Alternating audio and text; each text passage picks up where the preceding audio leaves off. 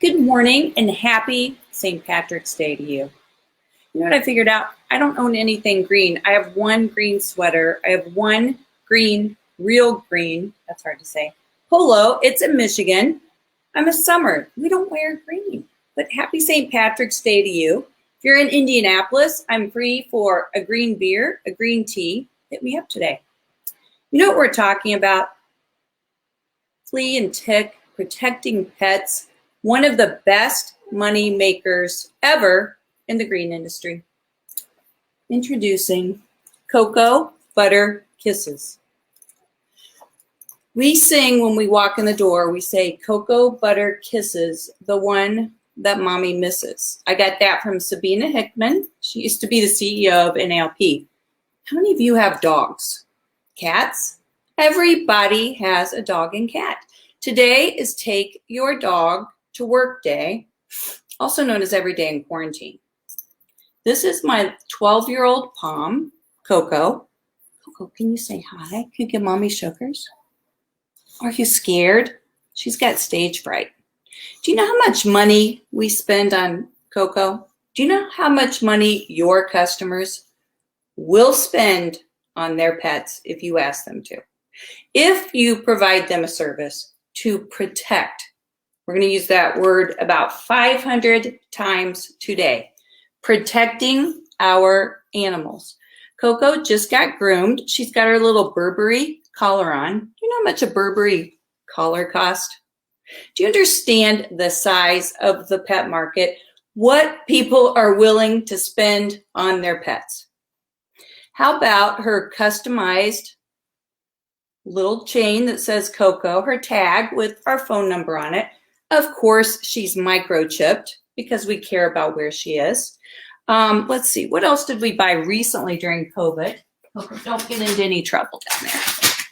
Oh, my daughter found this.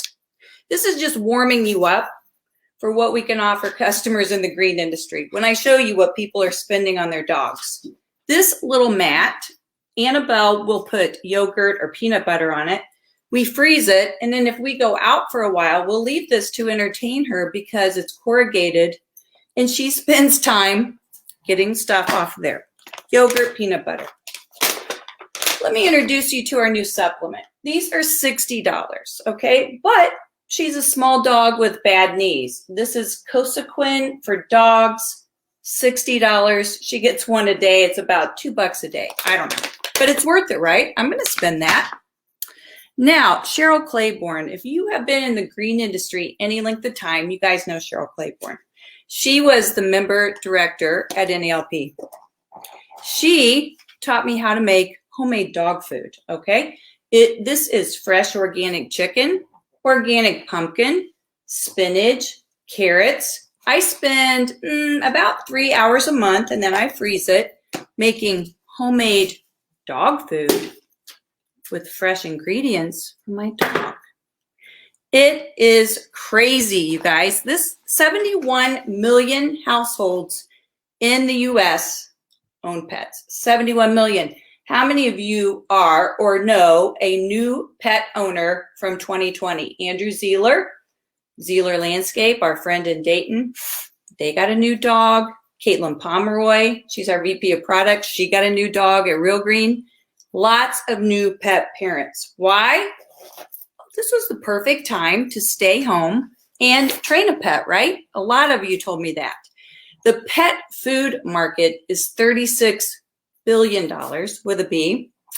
There are doggy hotels. How many of you have a pet palace near you? Sometime, even if you don't have a dog, just from a marketing, branding perspective, stop in to one of the pet palaces and just take a look around. You can leave your pet there while you go on vacation, and they have these cameras. I use a place called Beverly's in Hamilton County, but I have stopped into the Pet Palace, and you can look at your dog. They have doggy daycares. A lot of folks take their dogs to doggy daycare, not because they need to, but because they want the pet entertained. This, Coco, what are you doing over there? She's not always allowed in my office. Oh, sorry, Belle, if you're watching, but she's having a good time up here. We craved connection, right? How many of you would say that your pets got you through the last 12 months? And I spoke to our veterinarian who said it's going to be really, really tough on pets when the owners go back to work because they're used to us being there all the time. If you have to go back into the office. We lost our 17-year-old Chihuahua in January. I can still barely talk about it today. It was so hard, and any of you that have ever had to put a pet down knows what I mean. But the veterinarian, they sent us this card with handwritten notes from everyone in the practice, a big bouquet of flowers the next day, like the lifetime value of a pet to a veterinarian. Do you think I'll ever go anywhere else? I would never go anywhere else. They were so wonderful during that time for us. But when you think about the pet industry as a huge growing trend of 2020, you think about the real estate industry. How many people do you know that moved, that are in real estate, that just talked about the explosion all across the United States, either because you could work anywhere in the world, or for whatever reason, I still don't understand this, people were buying houses at a crazy rate. Interest rates were down. That was one specific thing we can point to. But what do you do when you move into a new house? You call the lawn care folks. You do different things to the backyard. So if you think about pet trends and new real estate, the services that we can offer to our customers absolutely is a sweet spot for that. And you're doing them a service. Some of you are saying, oh, Beth, you know what? We've done Flea and Tick for years. We've already got that. How well do you market it? Have you taken a look at your products? Have you measured the efficacy of those products? Meaning, do you have breakthrough and service calls on those Flea and Tick products? Most of them are so good, you probably don't. How well are you blogging about it, sharing best practices with your customer? Because it's not just about selling them Flea and Tick. It's about teaching them how to maintain their landscape so that you preemptively keep out fleas and ticks. And oh yeah, by the way, mosquito. We're getting ready to talk about mosquito. Again, I had Aaron Bucci from Advanced Turf on last summer talking about mosquitoes. And most of you have told me that the products and programs that you offer for mosquito also serves for flea and tick, but are you getting your branding dollars out of that? Let's talk about one of the most important uses of Service Assistant. And I don't care what version you're using. Yes, if you're still on SA4, sorry about that, but you can use this in SA4. We did this a little bit when I spent 16 years at Scotts, but usually only if the customer brought it up. It was not at the forefront. I certainly wasn't teaching sales or customer service teams this, but during the sales acquisition process, are you asking the customer, do you have any pets? I know many of you say, do you have a fence or a locked gate? Do you have any pets? Yes or no. Do you have indoor pets, outdoor pets? We want to know, we should know, all of you should know so that your technicians know whether or not there might be a dog in the backyard. For many purposes, right? We're going to have them bring the dog in. We're never going to make an application while the dog is outside for a number of safety reasons. We want to be able to greet that pet by name. Here's a pro tip for you. Do not ask your customer what their 16-year-old daughter's name is. They don't want you to call her by name. They just don't. That's a whole nother Facebook Live. That would be fun one day. But they do want you, they want to know that you go, oh, that's Coco. Coco is so cute. Oh my gosh, how old is Coco now? For whatever reason, I don't know if it's because she has darker hair and coloring, but they always think she's a boy. But she is a beautiful girl, so I put pink bows in her hair. I love it when my neighbors, when the UPS guy, when the guys who do my lawn and landscape here say, hey, that's Coco. We all want to know that you know about the dog. First of all, from a safety perspective, because of what we do, here, Coco, it's good to call them by name.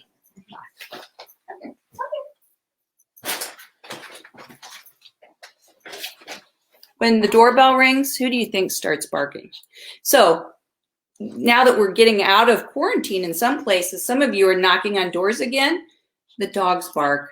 The dogs go crazy. When they open that door, isn't it great to say, oh, hey, Chip, it's good to see you today. Some of you even carry little milk bones on trucks so that you can give the dog a bone. Always ask the pet owner, whoa, watch my studio lighting there.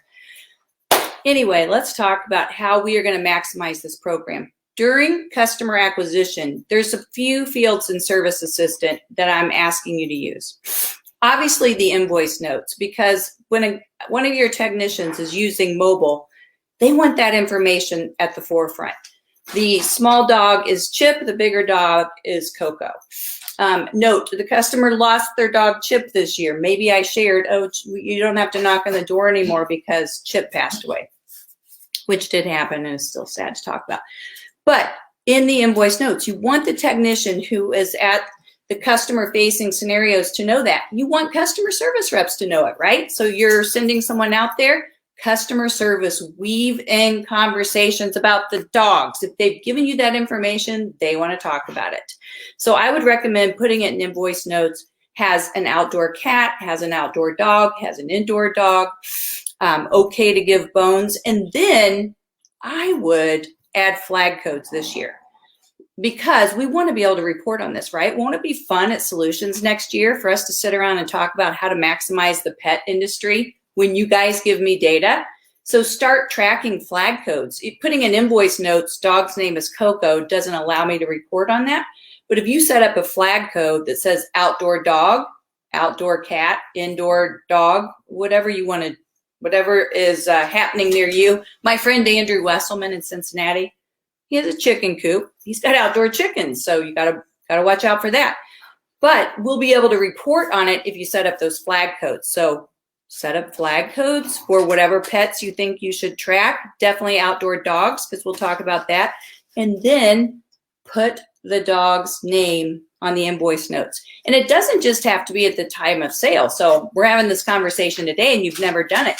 How about, and I've asked you to train your customer service reps to say, can we update your email address? How about saying, hey, I noticed we don't have any notes on whether or not you have outdoor pets.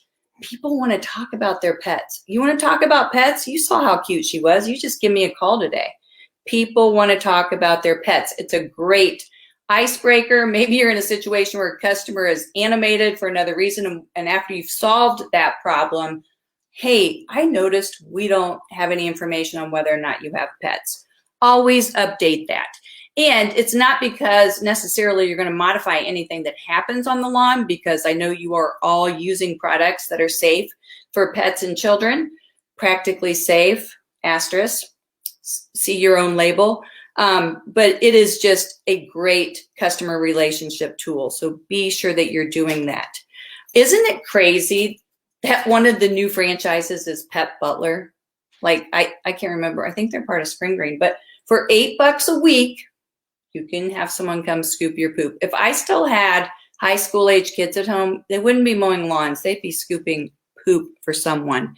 There are new ways to put sustainable dog recycling systems into your lawn. You bury this device, and I couldn't find any today, but I've seen them in the past. And that's where, if you want to scoop your own poop, you just put it all right in there and it recycles naturally in your lawn. There is a new emerging trend among homeowners to install a doggy playground in your backyard. I'm talking about the kind you see at the dog shows, the agility tracks. So when my kids were growing up in the 90s, it was very statusy to keep up with the Joneses and have the big play sets, right? The big wooden, ours has this and you have that. Now, the new trend is to put in an artificial turf run. Any of us who have been in lawn care more than a week understand that when you have dogs in the lawn quite a bit, you're going to have worn down areas from many dogs. Now, homeowners are choosing to isolate where their dogs can play in these dog run areas. They'll even fence off that area so that maybe they have the rest of the lawn to enjoy. And this is the area where we keep the pet. Isn't that crazy? 10 years ago, he would have never seen this. I've even seen little doggy pools installed. So there's two companies I'm talking to, and I'll bring you more information on this once I get it. Synlawn, SYNLAWN, Synthetic Lawn, and Forever Lawns. They are commercial providers of artificial turf that is safe for pets. And they provide some very easy ways to make these enhancements. Now, some of them involve drainage because it's actually where the pets are relieving themselves. There's some of that. Some of them have all these additional little fun things you can put in for light agility to train your own dog, because we want our dogs to be fit, right? So I'll be bringing you more information on Forever Lawns and Sin Lawn. And you might say, well, we don't do landscaping. Some of these, you guys, look so easy to do that it might be an easy addition to your enhancements. But let's go back to chemical turf care, because that's about what all of you guys do, right? That's why we're here. Some of the products that we've talked about in the past that you should be looking at. First of all of the insecticides that are effective on fleas and ticks are mostly in the pyrethroid. I say mostly, I think all are in the pyrethroid family. We talk about pyrethroids almost every Monday because somewhere in the country, someone is trying to eliminate the use of pyrethroids. So some of the most popular are permethrin, bifenthrin, or what we call bifen, cypermethrin, cyfluthrin, cyhalothrin, deltamethrin, esfenvalerate, tetramethrin, and bioalethrin. And the some of the biggest products, those are the pyrethroids, and the active ingredients would be Termidor taurus, that's a fipronil product. Dominion premise is imidacloprid. Nylar Nigard is that's the IGR, and that is the insect growth retardant that you can add to these other pyrethroids. We talked to Aaron Bucci about that. Another IGR is Precor and Alpine. So the IGRs, the insect growth regulators, mimic hormones in young insects, and they disrupt how insects grow and reproduce. The IGRs control many types of insects, but mostly fleas, ticks, and mosquito. And many IGR products are mixed with other products. If you're using IGRs, it adds a little bit of expense to the product. I've talked to Brad Leahy and a couple other business owners about this, but the sustainability of that product and the length of time between treatments is so remarkable that the customers really notice it. So if you're using those, you want to be sure you're telling the customer about it, right? You're taking on that additional expense because you want it to work longer. If the customer has a flea infestation in the lawn, you might have to be there every 7 to 14 days. If you get into maintenance, it's about 21 days, depending on the flea cycle. I'm giving you an overview here. I have been a licensed technician in the state of Indiana. I'm not a chemist, but I can connect you with advanced turf products. And there's a member of their team that can absolutely tell you which products to use and how to use them. But it's typically 7, 14, or 21 days. The average price is between $50 and $90. So do the math on that. And also go to your state board of health, and you can see exactly when the flea and tick cycle is for your state. It's all different, and they track it pretty meticulously in every state. So you'll know exactly when to tell your customers.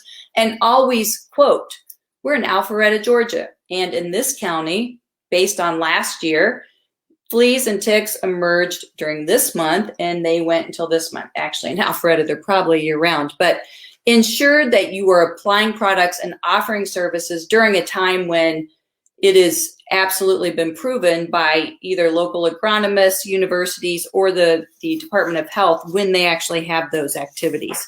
So we've talked about flea and tick control because of Lyme disease. I have many friends with Lyme disease. It is the gift that keeps on giving. But the way in which it can impact pets is really, really scary. My son at one time had our older dog Chip in an apartment complex, and Chip got fleas. Anyone ever had a pet with fleas? Talk about miserable. They then bring them in, right? They get in the carpeting, and the poor pet, right? So you go get the pet dipped, which isn't fun. You're submerging your pet in this, but that's typically what the veterinarians do. Then you get your carpets cleaned. Then you kind of fumigate inside. Now you're inside doing this, and then you have to take care of the lawn.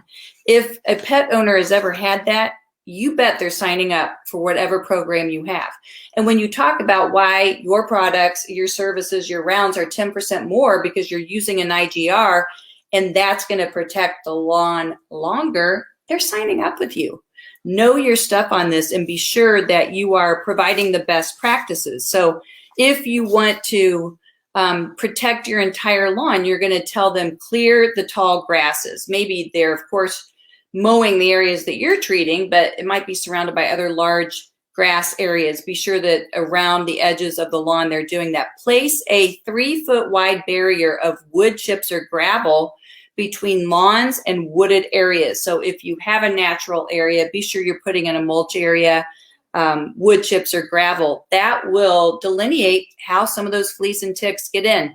Mow the lawn frequently, keep the leaves raked. You do not want leaves hanging out on the lawns, because that is where those fleas and ticks are going to reproduce. Stack wood neatly and in a dry area. These are the best practices you're leaving behind for the homeowner that says, I know more about just the treatment I did today. There are steps you need to take, horticultural practices that you need to partner with us to ensure that we can eliminate as much of the flea and tick as possible. So what products do you guys use? Hit me up on this. I'd like to know. I just so happened to have today, I forgot I had this in my garage. Put gloves on, safety first. Demand CS. This is a really good one for fleas and ticks. Also great on mosquitoes. The active ingredient is lambda cyhalothrin. And this mixed with Nigard, which is an IGR, is fantastic. Not being paid by Demand or any of these folks, but there are new products every single year that help with these, all in the pyrethroid family. I know this one's worked really well in the Midwest. My friends at Advanced Turf will help you. Also Talstar. And there's a couple of different ways in which products will kill, reduce, control fleas and ticks. Some are systemic, some are on contact. And the ones that typically will kill on contact don't last as long, but maybe you need that immediate knockdown. And so you might switch it up. Most of you do switch it up. Tell the customer what you're doing. Have you ever taken your child to the pediatrician 3 weeks in a row for earache? And they say, well, we're just going to give you another round of penicillin. No, we did that last week. Anytime a customer has a persistent problem of any type, you want to be sure you're telling them, oh, we did this last week. I've spoken to our local representative about this new product. Now we're going to switch it up and do this. Tell the customer what you're doing. When you're spending money on IGR, tell them what that means, the insect growth retardant, how it works, and why your company invests in that. We're going to talk about pets a lot this year because they're money makers. Yeah, they're money makers for you guys. I love that. I love that we can help you productize this. Even if you've offered flea and tick before, have a new red carpet launch. Act like you've never offered it to your customers before. If you're not offering a flea and tick program, call me today, 317-861-8888. Everyone can benefit from this. And it's one of the many services you all provide that I feel so good about, right? Again, the fleas and ticks, dogs can die from tick vector-borne diseases. Humans can be really frustrated from fleas. And by the way, fleas can carry disease as well. You want to protect those pets. Consumers are spending a ridiculous amount of money. There are pet wipes now. There are, what were some of the other products I saw that was mind-blowing? Of course, pet insurance. CBD oil for dogs. You ever use that? The use of CBD oil for dogs in 2020 increased 7,400%. Was it because of quarantine? Maybe the dogs needed the CBD oil because of the owners. I don't know. But it is a crazy growing business. Of course, we've always protected children. When I was at Scott's Miracle Grow, we spent a ton of money talking about what images performed well on print material or websites. Dogs and babies every single time. Even if we were marketing to those areas in Florida called the villages, which you knew were senior baby boomers, you might throw in a gray hair, but you're going to throw in a dog too, or a grandkid. It sells every time. So we've known the babies have, the dogs are engaging, but be sure you are using the word protect. Mosquito Joe, I don't know if they still do this. They're not a customer of ours, but I know them pretty well. Their big yard signs used to say, "This lawn protected by Mosquito Joe." That is a very powerful word that we often overlook in our marketing. And so show me your marketing pieces where you're using the word protect. I hope you guys are having a great St. Patrick's Day on this Best Practice Wednesday. I have been getting really fun feedback from all of you on Nextdoor. Some of the new ads you're running, I'll be interviewing some of you as we're tracking those results. And drop me a note today with a picture of your dog, my dog Coco. I'm actually in the market for another female Pomeranian. Dogs are hard to find. There's a shortage. I will go anywhere in the United States to find a female Merle puppy Pomeranian. Finder fee for you.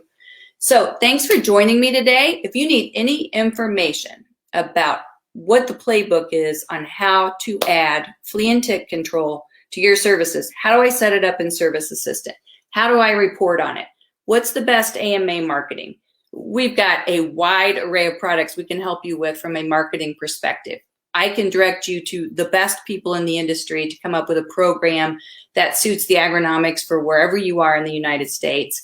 It is so effective, so efficient, and it also highlights again why we need to be engaged with regulatory compliance, because every one of these are fueled by pyrethroids.